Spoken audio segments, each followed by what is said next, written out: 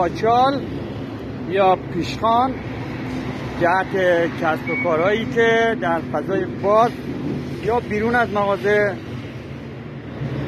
کار میکنن و نیاز به فروشنده بیرون از مغازه دارن.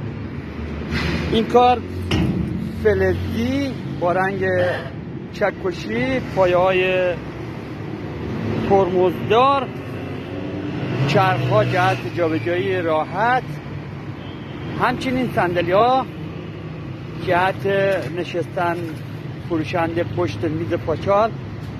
کار بسیار مستحکم با جنس کاملا فلز، بسیار شیک، با دوام، مقرون به صرفه، همچنین دارای فضای